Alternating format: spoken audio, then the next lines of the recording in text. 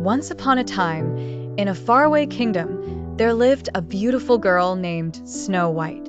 She had skin as white as snow, lips as red as roses, and hair as black as night. Snow White lived in a big castle with her stepmother, the evil queen. The queen was beautiful, but very proud and mean. Every day, she looked in her magic mirror and asked, "Mirror, mirror on the wall, who is the fairest of them all?" The mirror always said, "You are the fairest, my queen." But one day, the mirror said, "Snow White is the fairest of them all." The queen became very angry and jealous. She told a hunter to take Snow White into the forest and get rid of her. But the hunter was kind. He said, "Run away, Snow White. Never come back to the castle." Snow White ran deep into the forest. She was scared and tired. After a long walk, she saw a small house.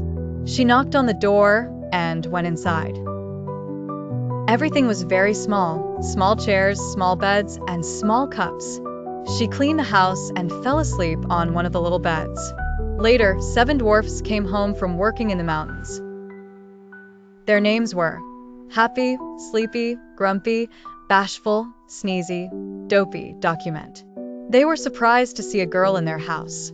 Snow White woke up and told them her story. The dwarf said, "You can stay with us and be safe."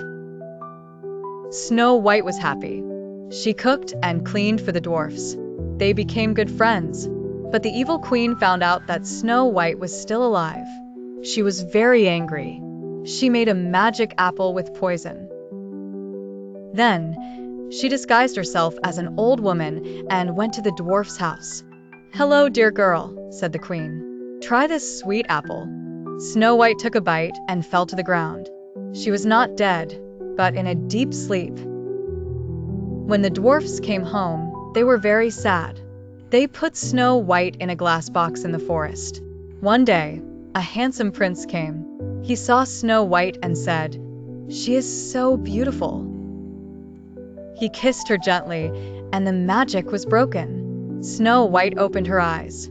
The prince and Snow White were so happy. The prince asked her to marry him, and she said yes. They had a big wedding. The 7 dwarfs came and danced with joy, and they all lived happily ever after.